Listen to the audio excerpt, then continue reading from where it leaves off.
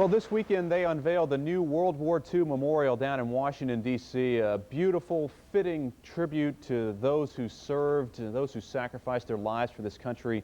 Here's the New Jersey part of it right there. And tonight we have a story to tell you. You know, on this Memorial Weekend, we remember all of the brave men and women who have served our nation and the countless number of athletes who have fought in wars before, during, and after their playing careers, many of whom lost their lives in battle. Athletes like Jersey City's Al Blozis. News 12 New Jersey's Brian DeNovellis salutes a Jersey giant tonight. Al Blozis was a football player. Today he's a forgotten warrior. Alfred Charles Blozis was the third pick of the New York Giants in the 1942 NFL Draft. He was an All-American tackle out of Georgetown by way of Dickinson High School in Jersey City, who quickly emerged as a giant among giants. Al was 6'6", 250 pounds. He was an incredible specimen of a human being. He was a freak, and I don't mean that in a pejorative sense at all, for his times. You didn't see athletes of his size with his quickness and agility for another 30 years. Blozis' domination began in high school, but was not limited to football. He was a three-sport athlete at Dickinson, lettering in football, basketball, and track, where he set several state and national records in the shot put before graduating in 1938. From the hill in Jersey City, it was on to the hilltop at Georgetown. Our athletic program dates to the late 1860s. We've obviously had some great athletes in the modern era, and Patrick Ewing immediately comes to mind. There's nobody that comes close to Al Blozis' accomplishments. His accomplishments begin with several world records in the indoor shot put. Al Blozis was the greatest shot putter in the world at the time. He would have been an Olympian had they not canceled the Olympics in 1940, and would have been the odds-on favorite to win the gold medal. Gold was about the only medal to elude Blozis at Georgetown. Opposing ball carriers didn't have much luck either. In 1941, he led the Hoya football team to its only bowl appearance in school history. New Year's Day in Miami, and the famed Orange Bowl finds Georgetown pitted against a powerful Mississippi State aggregation. Georgetown had its probably most successful era of football when Al Blozis was here. For his efforts in 1941, UPI named Al Blozis one of 3 outstanding athletes of the year. Who were the other 2? One of them was Joe Louis, who indisputably, and certainly everybody remembers Joe Louis today. Another was Ben Hogan, and everybody remembers Ben Hogan today. And the third, with equal billing, was Al Blozis. And at that time, you might have been able to stick him up above Hogan. When Al was a senior, was selected to play in the college all-star game, and they stopped practice. And then they called the whole team over and said, okay, who wants to bet here that this guy here can throw the ball 90 yards? And of course, all these people are gathering around that no way anybody can throw the ball 90 yards. Of course, nobody knows, not the quarterbacks, not anybody else on the team, that Al Blozis is a world champion shot putter. They just think everybody here is one of the best college football players in the country. Lo and behold, Al rears back, stands in the end zone, and throws the ball 93 yards. Ball eventually bounces into the other end zone.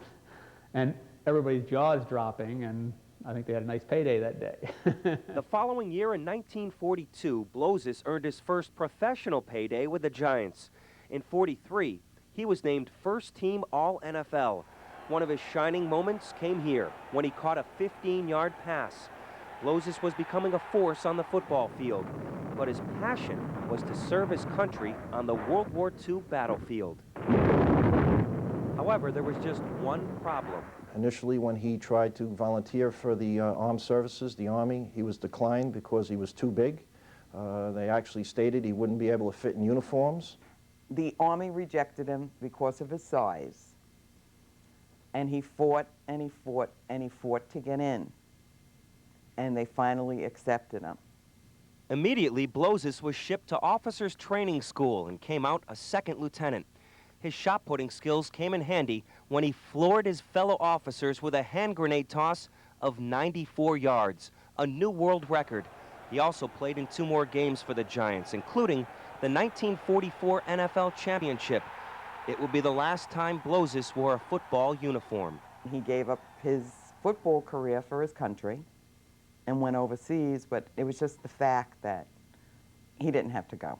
He finally was accepted, and at one of the family goodbye parties, when he was preparing to leave, he actually told my father, which I remember to this day because it was been repeated to me since for the past 45 years, is, Joe, just take care of the family. He says, I don't think I'll be coming back. On January 31st, 1945, Blozis was killed near Colmar, France. 2 of his men were lost in a blizzard. Blozis went searching for them and never returned. His name is on one of those thousands and thousands of white crosses over there. On that particular day, he was doing in his heart what he felt was right and what he felt was best, and he tried to save his fellow brother.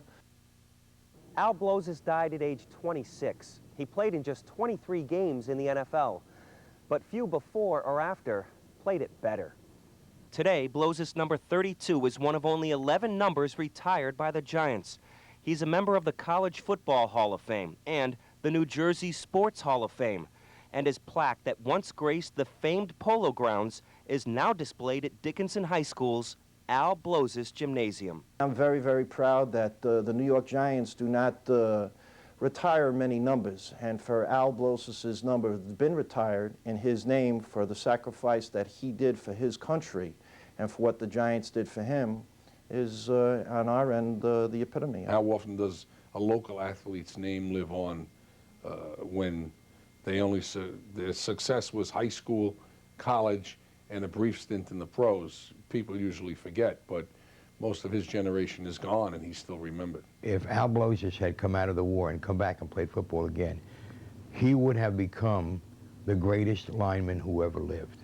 There's only one Al Blozis. He's one of a kind.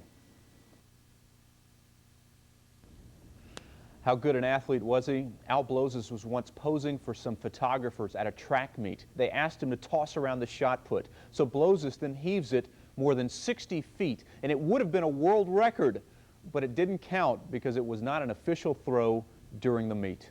Quite an athlete, quite an American. We're back with more after this.